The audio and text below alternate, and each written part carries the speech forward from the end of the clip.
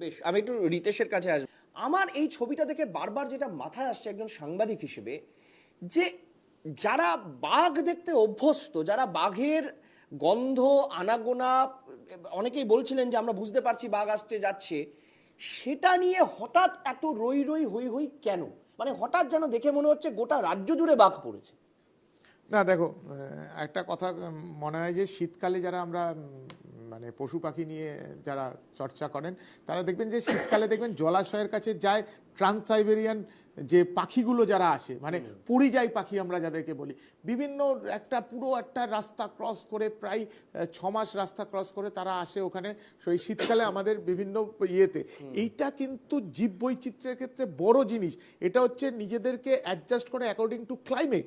এবং এইখানে দাঁড়িয়ে যদি বাঘ বেরোয় কেন, বাঘের কোনো ইচ্ছা নেই সে তার জঙ্গলের থেকে গিয়ে লোকালয়তে যাবে। দুটো তিনটে কারণের জন্য বাঘ বেরোতে পারে। এক হচ্ছে জঙ্গল কেটে দিচ্ছে, জঙ্গলের ভেতরে পোচার্সদের মানে চোরা শিকারীদের খুব আক্রমণ চলছে, মানে সেখানে দাঁড়িয়ে বাঘ শিকার ইত্যাদিতে বাঘ নিজের এলাকাকে নিজে সে ভরসা করতে পারছে না, তখন সে বেরোচ্ছে আয়দার খাবারের স্বার্থে।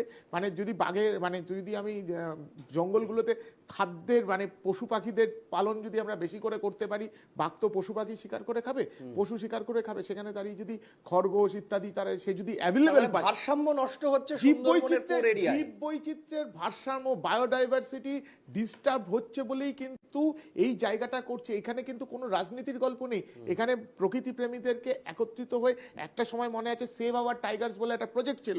সেভ আওয়ার টাইগার্স মানে আমাদের মানে ভারতবর্ষের যে ঐতিহ্য, যে এই বাঘ কিন্তু সব জায়গায় পাওয়া যায় না। তার মানে এখানে একটা জিনিস আমাদের ভাবতে হবে যে সুন্দরবনের বাঘ নদী পেরিয়ে লোকালয়ে ঢুকছে খাবার জন্য, আর ওড়িশার বাঘ একাধিক জেলা পেরিয়ে সে ঢুকে আসছে রাজ্যে খাবারের খোঁজে। মানে এই হিসেবটা আমার কাছে পরিষ্কার হচ্ছে না। মানে তাহলে সমস্যাটা ঠিক কোথায়? মানে বাঘ যদি হাঁটছে ঘন্টার পর ঘন্টা, মাইলের পর মাইল হাঁটছে, বাঘের একটা উদ্দেশ্য আছে, সেটা উদ্দেশ্যহীনভাবে তো হাঁটছে এমনটা নয়। বাঘ প্রথমে বেরিয়েছিল, ব্যাপারটা বুঝো, আমি যা খবরের কাগজ যা বুঝেছি, বাঘ প্রথমে বেরিয়েছিল, সেখান থেকে মানুষের হই হট্টগোলের পরে সে ট্রাক ভুল করে ফেলেছে, মানে সে ট্রাক খুঁজে পাচ্ছে না, যে ট্র্যাকে পাঠানোর কথা সেই ট্র্যাকটা গন্ডগোল হয়ে যাচ্ছে, বুঝতে পারছে না যে এই রাস্তাটা তো আমার পরিচিত নয়, তখন সে অন্য একটা রাস্তায় যাচ্ছে, রাস্তার পর রাস্তা। এবং যে বাঘিনীকে ধরা হয়েছে সে প্রচন্ড ক্লান্ত, এমনকি সে তুমি যদি দেখো যে আমি জানি না সে খাবার খায়নি, তাকে ট্রাপ দিয়ে ছাগল দেওয়া হয়েছে, কিন্তু সে ছাগল সে খাচ্ছে না, কেননা সে তো অ্যাকামস্টেন্ট নয় ওই ট্রাপটার প্রতি। তার জন্য এই যে এই বায়োডাইভার্সিটি চেঞ্জের ফলে তার যে একটা জায়গাতে স্থানান্তরিত হয়ে নতুন এলাকা নতুন জায়গা খুঁজে পাচ্ছে না, রাস্তা খুঁজে পাচ্ছে না। এর জন্য তুমি দেখবে আমাদের সময় দেখবে রেডিও কলার আমরা লাগানো, যেটা স্যার বলছিলেন রেডিও কলার, এমনকি যারা ওই সুন্দরবনের ক্ষেত্রে দেখবে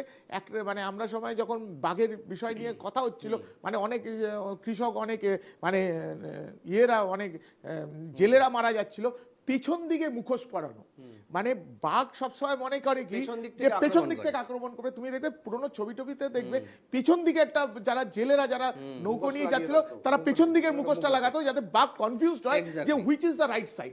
এই মানে তারা তো মানে যারা সুন্দরবন বা বাঘের অঞ্চলের সাথে থাকে তারা ওখানে বাঘকে দেবতা বলেই মনে করে, তারা ওখানে দেখবে বাঘ কথাটা ইউজই করে না, মানে বিভিন্ন নামে ডাকে তাদের।